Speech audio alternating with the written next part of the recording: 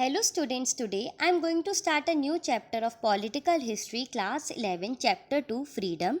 Please do like and subscribe my channel. This is part 4. Number 23 harm principles. इस तरीके से हम कह सकते हैं कि हानि सिद्धांत क्या है।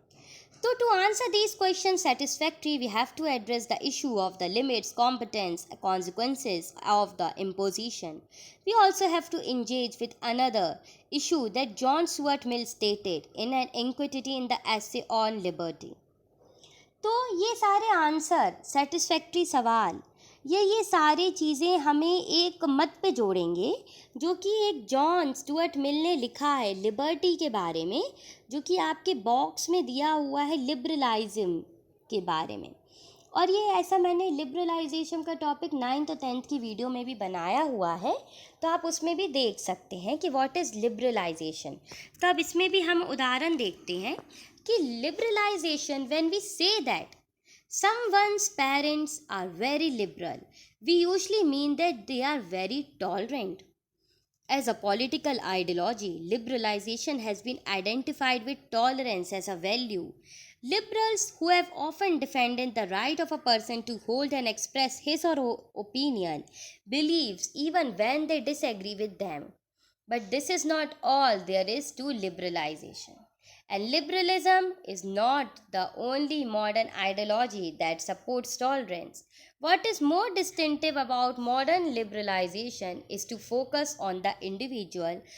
For liberals, entities like family, society, community that have no value in themselves, but only if these are valued by individual, they will say, for example, that the decision to marry someone will taken by the individual rather.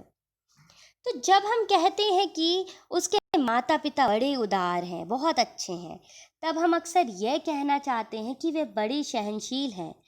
एक राजनैतिक विचारधारा के रूप से या एक उदारवाद की सहनशीलता के मूल्य से साथ जोड़ कर देखें तो उदारवादी चाहे किसी भी व्यक्ति के असहमत हों, किसी भी को विचार देने या विश्वास रखने और व्यक्ति करने के अधिकार का पक्ष लेते हों, लेकिन उदारवाद इतना भरा नहीं है और ना ही उदारवाद एकमात्र आधुनिक विचारधारा है। तो जो भी है समर्थन करता है। तो आधुनिक उदारवाद की विशेषता यह है कि वह हर केंद्र पर व्यक्ति को एक परिवार, समाज, समुदाय जैसे महत्वों से जोड़ता है। तो ये एक इंडिविजुअल थ्योरी नहीं रह जाती। For example, the decision to marry someone is rather by the family, caste or community. Liberals tend to give priority to individual liberty over values like equality. They also tend to be suspicious of political authority. Historically, liberalism favored free market and minimal role to the state. However, present day liberalism acknowledge a role from welfare state and accepts the need for measures to reduce both social political inequalities. तो जैसे कि यहाँ पर हम उदाहरण दे सकते हैं या कह सकते हैं कि विवाह करने के निर्णय व्यक्ति को लेना चाहिए, परिवार, जाति या समुदाय को नहीं। उदारवादी व्यक्तिगत स्वतंत्रता को सम्मान जैसे अन्य मूल्यों के अधिकार को देता है। वह आमतौर पर राजनीतिक सत्ता को भी संदेह पे नज़र रखता है। ऐतिहासिक रूप से उदारवाद ने मुक्त बाजार और राज्य की न्यूनतम भूमिका का पक्ष लिया है। हालांकि अब वे कल्याणकारी राज्य भी भूमिका के स्वीकार करते हैं और मानते हैं कि सामाजिक और आर्थिक असमानताओं को कम वाले उपाय देना बहुत ज़्यादा ज़रूरी हो गए हैं। So now page number 24, political theory is called the harm principle. Let us quote the statement, the sole end for which mankind are wanted, individually or collectively, in interfering with the liberty of the actions or any of their members in self-protection, that the only purpose for which power can be rightfully exercised over any member of a civilized community. Against this, his will to prevent harm to others, Mill introduced there are important distinctions. He distinguished between self-regarding action, that is those action that are consequence only for the individual actor. तो ये जो लिखा हुआ है ये बहुत important है और बहुत जाना जाता है। ये जो कोटेशन दी है कि सिद्धांत ये है कि किसी ने कार्य करने की स्वतंत्रता में व्यक्तिगत या सामूहिक रूप से हस्तक्षेप करने की एक लौता लक्ष्य आत्मरक्षा है। तो सभ्य समाज में किसी भी समस्या की इच्छा के खिलाफ शक्ति का हमें दुरुपयोग नहीं करना चाहिए। ये एक मात्र उद्देश्य है जो किसी अन्य को हानि से बचाया जा सकता है। तो ये भी है कि स्वयं बुद्ध या पर स्वयं बुद्ध कार्यों को हमें अंतर्गत करना है। स्वयं जिसके प्रभाव केवल इन कार्यों को करने वाले व्यक्ति पर पड़ता है, जबकि परसंद बोध कार्य है जो कर्ता के अलावा बाकी लोगों पर भी प्रकाश डालता है या बढ़ता है। तो जिसको हम कह सकते हैं सेल्फ रेगुलेटिंग एक्शन जो हमारे सेल्फ के लिए है, और अदर रेगुलेटिंग एक्शन जो कि दूसरों के लिए होता है हमारे द्वारा। तो ये सारे एक्शन कॉन्सिक्वेंसेस चलते रहते हैं, चाहे वो सेल्फ है चाहे दूसरे के लिए है। तो एक सिंपल लैंग्वेज में भी हम ये बोल सकते हैं कि that is my business, I will do like what I want, how does it concern you, if it does not affect you, in contrast with respect to the actions and have consequences for others. तो हम ये भी जान सकते हैं कि इसमें कि ये सिर्फ कार्य मेरा है, मैं स्वयं मेरे जैसा मन है मैं वैसा करूँगा, ये मेरा काम है। अगर ये आपके ऊपर असर नहीं डालता है तो आपको इससे क्या मतलब है। तो इस तरीके के भी अदर्स रेगुलेटिंग एक्ट्स नहीं होने चाहिए और इसके लिए भी रिस्पेक्ट होना चाहिए। जैसे कि सेकंड लास्ट लाइन में लिखा है, after all in your actions cause me harm, then surely I must be saved from such harm। तो अगर मेरी किसी चीज़ से आपको दुख होता है तो मुझे लगता है कि मुझे इन सब चीज़ों से दूर रहना ज़्यादा ज़रूरी है। तो ये भी एक केस है कि एक स्टेट है, एक कॉन्स्टेंट है, that a person from acting in a way that cause harm someone else. However freedom is a core of human society, so it's crucial dignified human beings, it should only be constrained, and it is a serious problem for minor harm. Loud music or an apartment building bring socially disapproval to the other resident and building।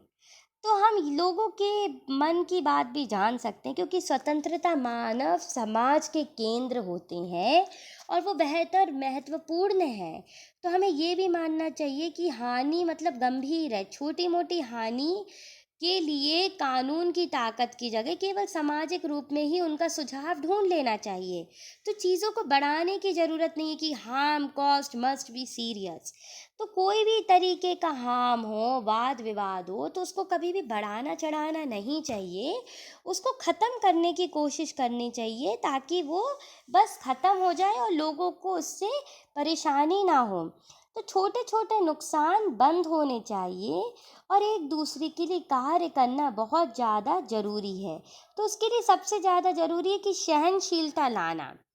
They should indicate that disapproval in consider playing back loud sound caused them by perhaps refusing grade the person who says to the music regarding the harm causing others. The harm that playing loud music is preventing those in other apartment from taking sleep, listening in their own words।